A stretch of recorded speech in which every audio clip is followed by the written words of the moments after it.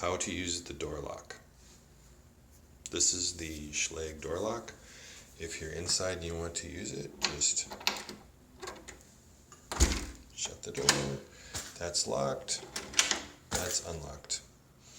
If you're outside and you want to use the door, I will show you how to do that now.